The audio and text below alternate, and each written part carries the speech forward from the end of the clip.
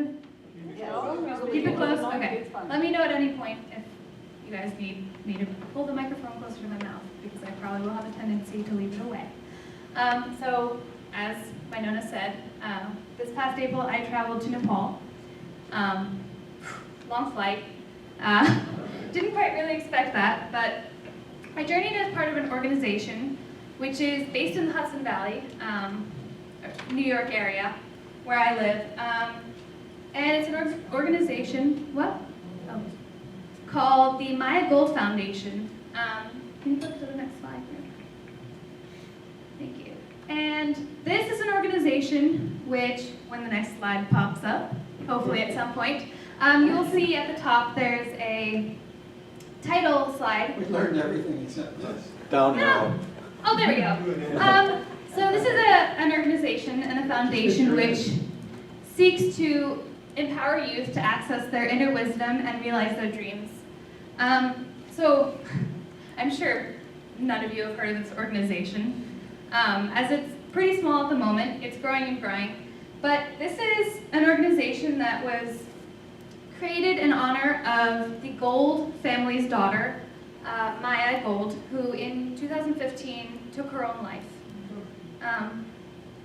So this organization was created with the guide of Maya's spirit by her parents. And Maya's name, actually, as a side note, means love in Nepali. So her family was very, very connected with the Nepalese community. And so the Golds developed this mission with really, really no sense of where it would end up now, 4 years later. The foundation now in the Hudson Valley offers programming to over 1,000 young people and adults. It has produced 2 concerts, screened a movie, presented live theater, staged readings, guest lectures, and has brought Hudson Valley youth, like me, to Nepal for 2 weeks every April since 2016. So that was a year after the founding of the organization. And so I traveled as part of a 15-person group, and there were 15 youth. Sorry, that would have been closer to 22 because there were about 6 adults that traveled with us as chaperones. And so this trip was really, really created as an extension of Maya's dream and spirit, which she really sought in her time on this earth to help and empower the Nepalese people and orphanages and victims of trafficking, which are sadly very abundant in such a poor country. And so that family traveled a bunch to Nepal as they were very connected there. And Maya felt very connected with Nepalese culture. And so she was a passionate teen about this. And so this trip really was born from her parents' inspiration to carry her spirit on. And so when I traveled to Nepal, it was a long journey, very long journey, but when I got there, it was a profound experience, as I'm sure many of you could have guessed. Traveling to a country all the way across the world was something new to me. I had been to parts of Eastern Europe, but traveling all the way to Asia, I didn't really know what to expect, but I experienced many things. If I can remember. Just do the end.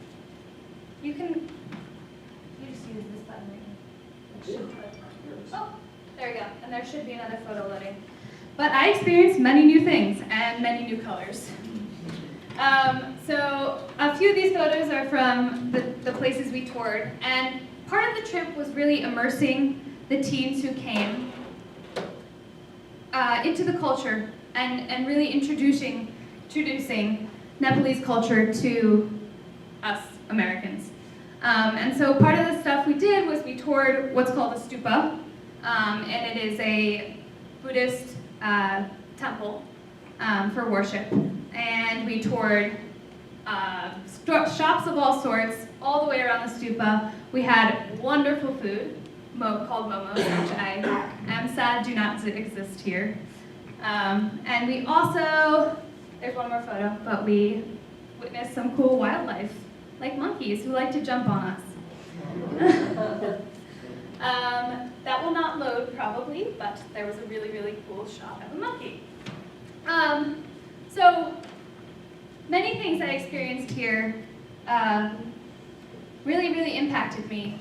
But part of the process was when the teens arrived back in America, we were required to take some inspiration from our trip and form a presentation, which is actually where I'm coming from with this. So this is a little background on my trip, but my presentation is a little bit more on stuff I felt inspired by coming back. And so my presentation is a smaller category of a larger 15-person presentation as each youth had to present. So mine was truly inspired by a visit I had to a place called Pashupatinath, which was a cremation site on the banks of the Bagmati River, which is just outside of Kathmandu. And I'm sure that might be the only Nepali name you've recognized. I'm sure many of you know the city of Kathmandu. Don't worry, it took me a while to catch up on some names there. But the experience I had here was really profound. If you can click to the next slide. Well, when it loads, when it loads, you will see. We traveled to this site. It was a really, really chilly. Oh, it did. Right there. No worries. We traveled to this site. And it was a chilly, drizzly afternoon, and we made our way through the crowds of mostly Nepalese people who were wandering the banks. Oh, There's the monkey. there's the monkey. So we traveled up. This is actually the cremation site we saw, a photo I have taken here. And we wandered up the banks of the Bagmati River among crowds and crowds of Nepalese people. And we made our way through. It started to drizzle a little bit. It was very chilly. And this group of 15 Americans and probably 6 adults, and we had our tour guide named Sanjeev, an amazing man, who is Nepalese, bring us up to this pier. So this is the view we had onto the river. And what you can see here are planks on which the bodies are brought out to the river. This is a cremation site where recently deceased are brought to be cleansed in this holy river. And so they're brought out onto these tiny, tiny little planks. I don't know if you can see them, but on the edge of the river. And then on pyres like this, right here, they are cremated in front of the public. Sure. I don't know if you guys, it's gonna help anymore, but right there is one of the cremation pyres. And so it just so happened that we visited on a day, we happened to be there at a time where we were able to witness a man's body being cleansed and cremated. And so we arrived, and you might have well has popped a giant balloon. All of us were in shock. And I think for me, the most profound part was I had never seen a dead body. I had been to a funeral. I had talked about death. I'd come to the realization that I was going to die, just like everyone else. I'm not immortal. But facing death, like in life form, was really, really inspiring, and I had quite the reaction. There were tears dripping down my face, and I couldn't really understand why. And it wasn't really until I returned home that I began to process what happened and my thoughts that day at that river.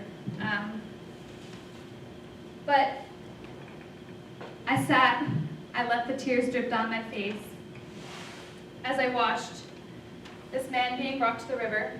I don't have any photos of him. I was hoping to retain some privacy for this man.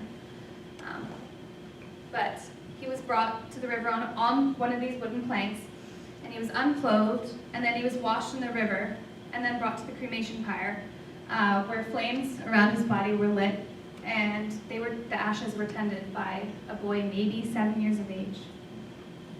And so all of us stood and we watched as this man who had once been a body turned into a pile of ash. And it was awe-inspiring and miraculous. I'd never witnessed that ever before, as I've already said. But it was my research when I came back home that really, really drove this presentation. So around the world, as I'm sure it's common knowledge, there are countries that embrace death, like Nepal. And then there are countries that simply ignore it and simply don't pay attention until it comes time for people to die. Nepal, for example, which is mainly Hindu and Buddhist in religious affiliation, the rituals of death take place at a cremation site like Pashupatinath. And the actual ritual takes place before the sun sets on the same day that the person is deceased. And so the family gathers, which we did witness for this man, for the cleansing of the body, and the eldest son lights the cremation pyre. Now, as I said, the Nepali population consists of mostly Hindu and Buddhists. And alike, they both believe in the idea of reincarnation, and that one's actions in life will really dictate whether he or she is ready for a higher rebirth after death.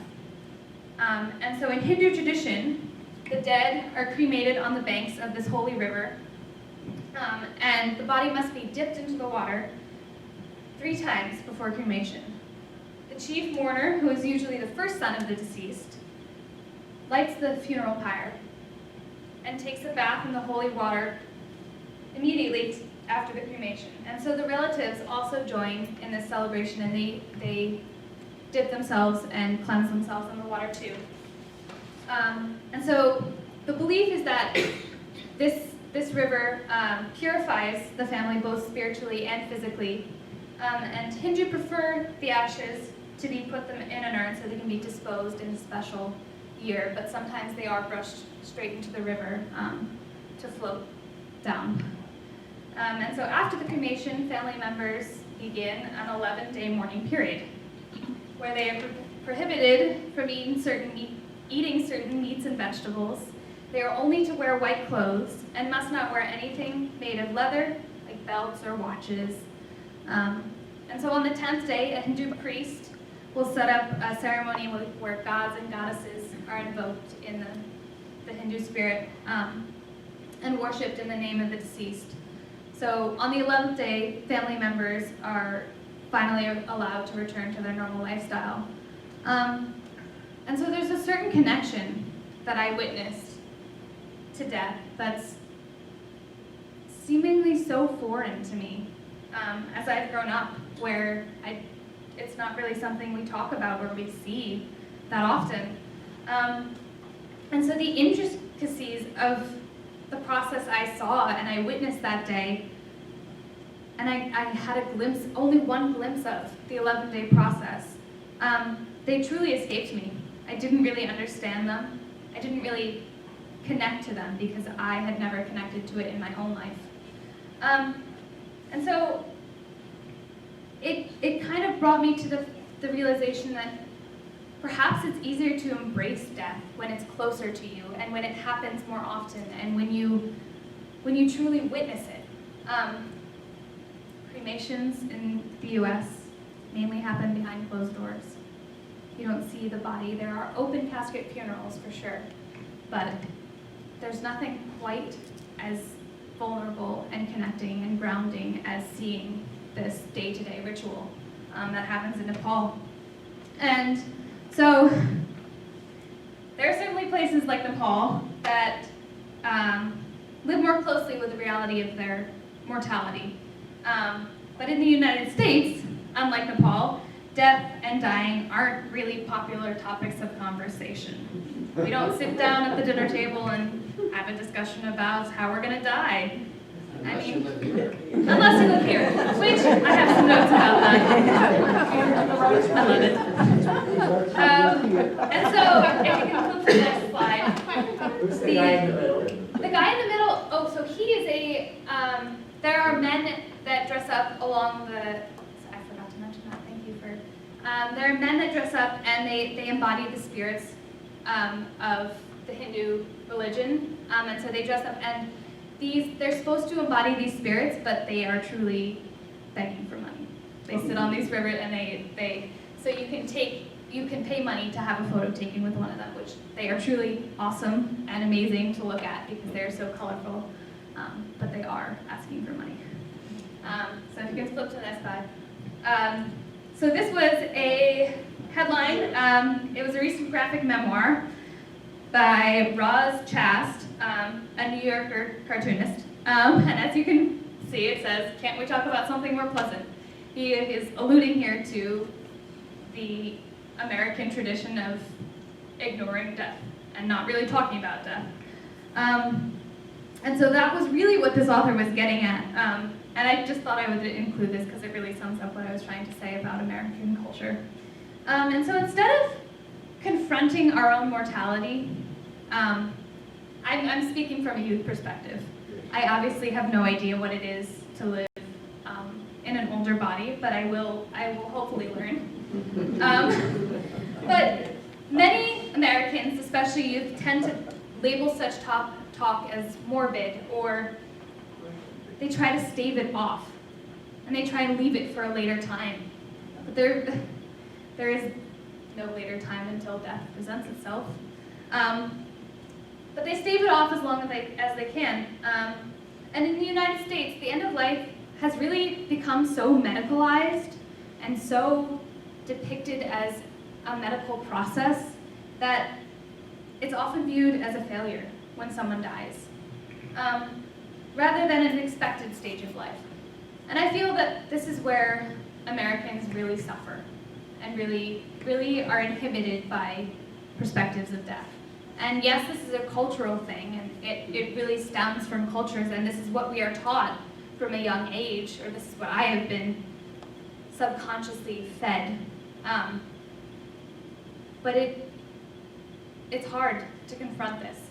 And so death here has really become something that many Americans avoid. An enemy to be defeated is one of the titles I came across in an article. But it's also evident elsewhere. If you look at if you can click to the next slide, plethora of contemporary fantasies about immortality. I don't know if any of you are familiar with Twilight, but it is about vampires who are immortal and they live forever. But there are also, right. And there are also anti-aging creams. Plethora of ads about those on TV nowadays. And there are also virtual ways to recreate life. And there are also cryogenics. Thought I'd include that as a little bit of humor. But the practice of freezing and storing bodies in the hope that future scientists will thaw them is also a way that Americans have manifested their hope that death does not happen.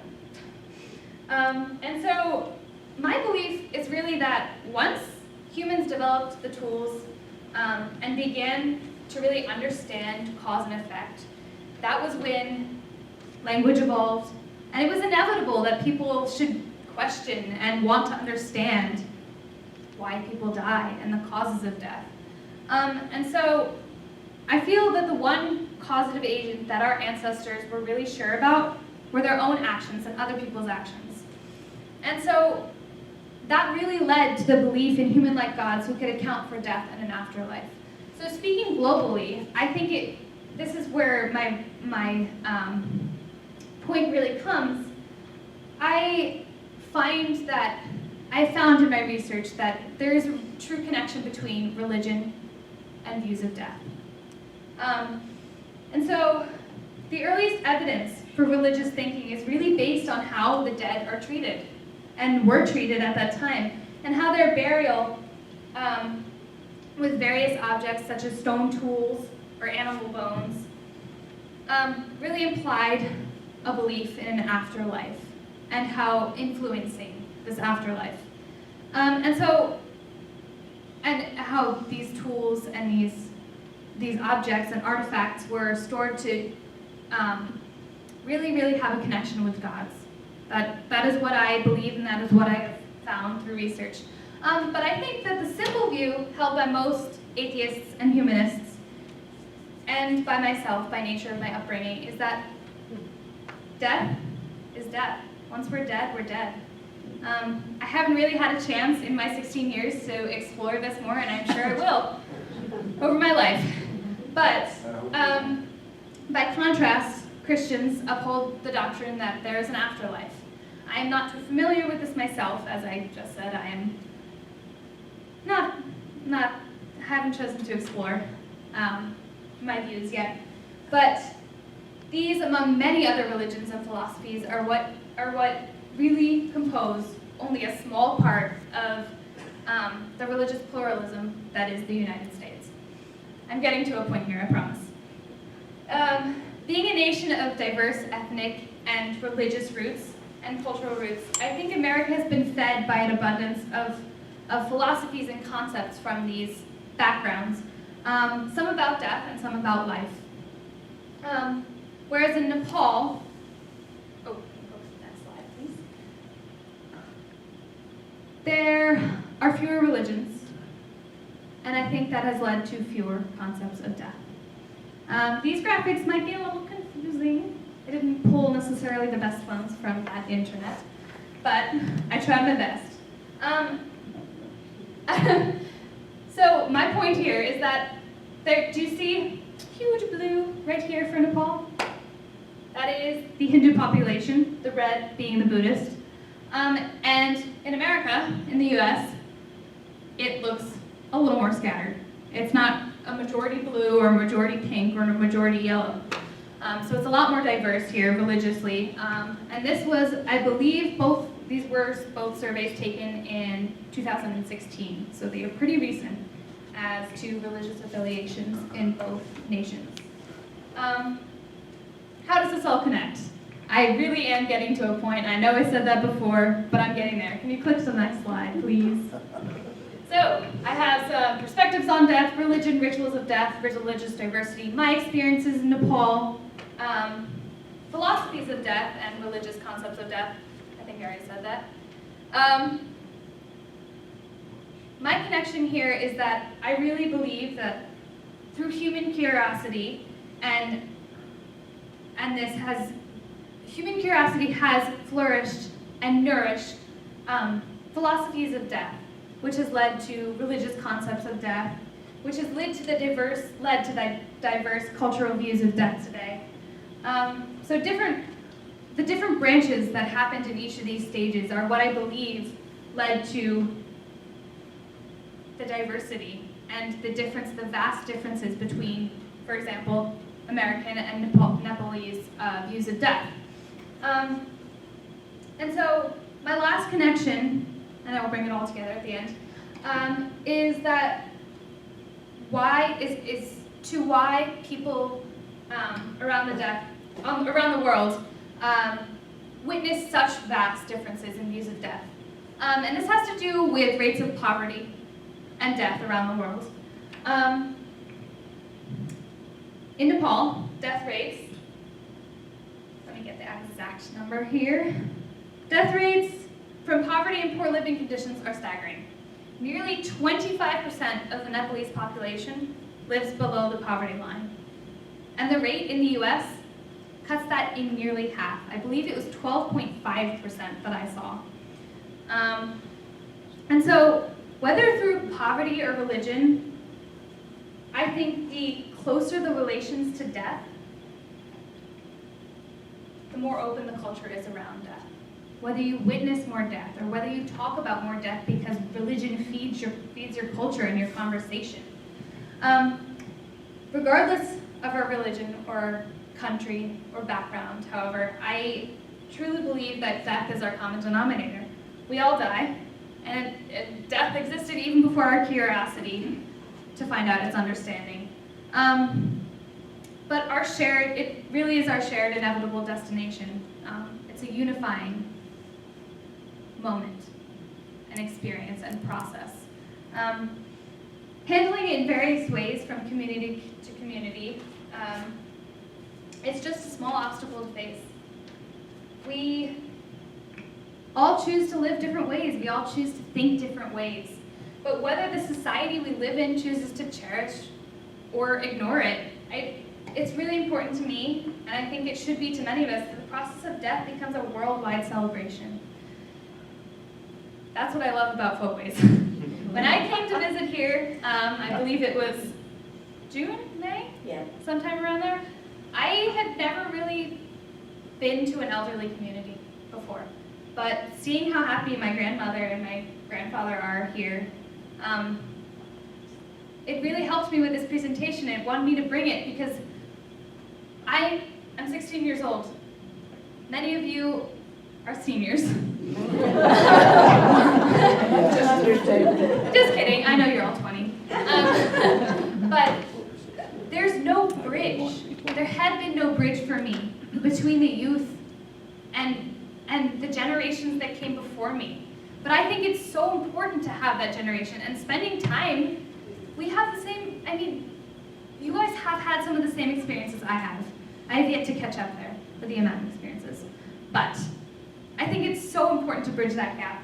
And I think that death can really become a more vulnerable and celebrated thing if that connection is bridged, and if that connection is really forged and made. And I think we should draw foundation from Nepali culture. It's truly inspiring how youth are the ones that are tending the ashes of the deceased, and how there are no funeral homes. None. There are maybe a few retirement communities. But it is mainly the families who take care of the elderly. And yes, that does happen in the United States. But why doesn't it happen more? Why do we feel such a disconnect? I really don't have an answer for that. That is just how it's happened over generations. And I know I can't be the only one who's going to be able to fix that. We just have to plant the seeds, and that is what I feel like I try to do in my daily life, is I plant the seeds as to what I think is really important. And this is something I do feel like is important. And I feel like a celebration of the elderly, and really a conclusion of a fulfilled life, is what we must revere and we must work towards cherishing. And I think in order to break through the silence and avoidance that shapes contemporary American attitudes toward death, we must teach young people and youth like myself different ways to engage with the end of life, rather than shield them from the specter of mortality. We need to have space, the space and tools to explore our own relationship to it. And so that's really where I conclude my presentation, just stressing the importance of bridging that gap. And I don't know how we do that, but all I can do is start right here with one presentation. But I do have the rest of my life, which is hopefully a long one, to plant more seeds and to allow more saplings and trees to hopefully grow out of it. So my last slide is just a thank you slide, but I have time for questions, of course. Anything about what I've said, my experience? Yeah. Well, I'm curious about, I guess, the mechanics of the cremation. When they put it, you said they light the pyre. Yes. What's the fuel? I actually do not have an answer to that question, but from what I saw, I mean, I did not have my glasses on that day because it was drizzling. There? There are logs placed on the thing, and if the logs are lit, what do you mean by trees? Well, I mean, I wonder if there's enough forest around in a city like that to have fuel. Well, it is actually just outside of the city of Kathmandu, and so I believe that is where from the forests, I mean, they do have wood to light those fires from somewhere. Any other questions, comments? Yes? Back there. There is concern here in this country about the environmental impact of cremation as contrasted with green burial, Mm-hmm. okay? Yeah. Now, I myself have elected to have my body turned over to a medical school. Right. So all the medical students will learn by cutting up Howard. But anyway, then I get cremated, Mm-hmm. and I don't think there's an I anymore that has to worry about these things. But I've been thinking about the fact that cremation is an environmentally, on balance, an environmentally negative action. But, well, there it is. In Nepal, if they use wood, no, wood creates some concerns about, environment. Yep. And then the ashes, the burning of the person also. Just Yes. a thought. Just I a mean, thought. those are very interesting thoughts and not really something that, is this still on? Yes. Yeah. Oh, okay, I can't really, oh, no, it's not, it's actually not on. That was just me projecting. But those are very interesting points. It's not really something I came across or really delved into in my research, but I think it really does connect the fact that the ritual in Hindu tradition is to cremate and the fact that Nepal is such a polluted country. I think that's an obstacle that the Nepalese government really has to face, but I don't know that it's one they're choosing to face now. And as for America, there's a larger variety of rituals, and I feel like I'm just spouting information that you do know.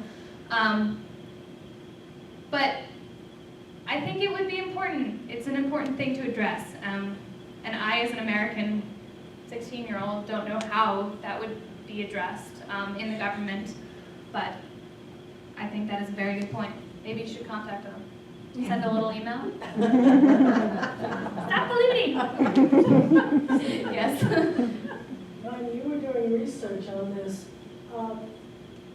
years ago, 100 years ago, families generally cared for their own elderly and people often died at home. Mm-hmm. So there was probably more of a connection between the youth that were living in the home and the great-grandparents who were dying in the home. Mm-hmm. Did you run into anything about the way Americans don't talk about death? Is that fairly new and maybe comes about in a similar way to the way we now medicalize death and put old people into places like folkways?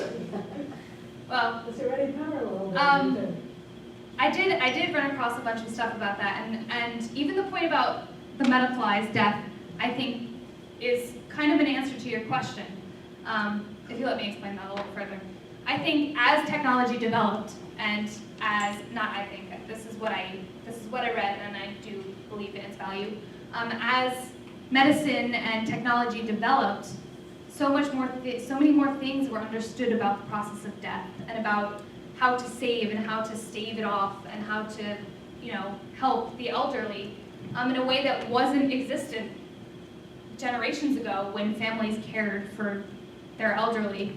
And so I feel like as the transition to the medicine happened, so did the transition away from, because now instead of the families caring for it, hospitals can, institutions can.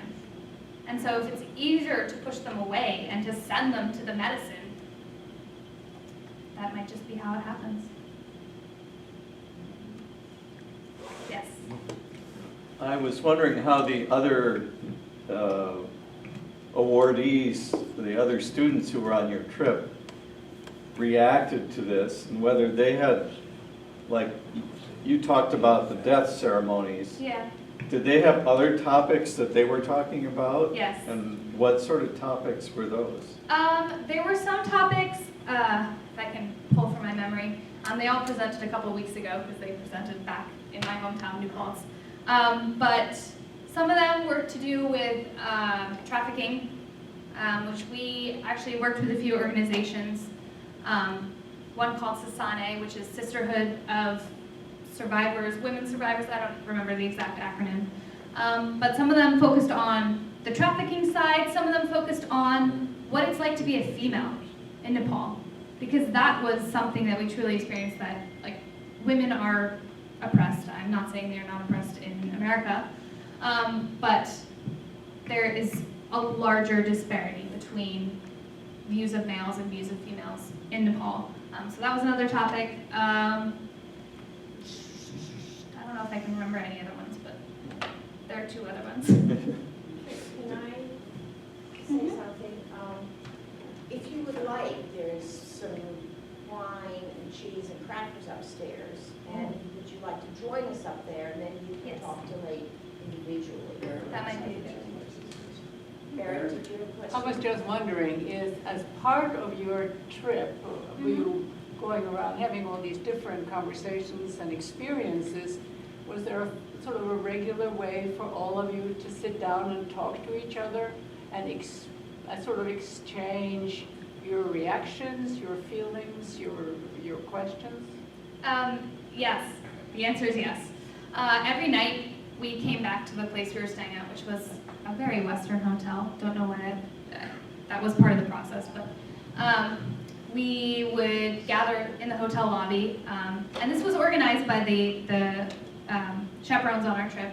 But we would have discussions of the day, profound experiences, thoughts, and that was really the processing time for us.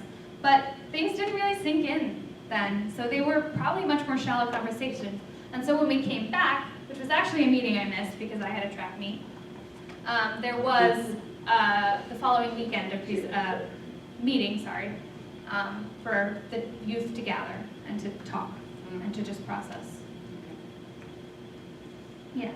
Was there any talk about the fact that they used to burn the widows along with the men? I did not hear that. And I'm wondering They did. if they are still doing it in any part of India or whether. From what I know of Nepal, that is not part of the process. But I don't know about that. Did they talk about the place of women? The place of women in the ritual? Yes, but very, very limited. It is the men who really guide and lead the ceremonies and the rituals, but the women do take part now. For example, in the cremation of the man that I saw, the women were also adorned in white, and they were there too. So I think What happens to the women when they die? when they die, they are also cremated. They are also. Yes. You want? I think it'd be wonderful to go upstairs.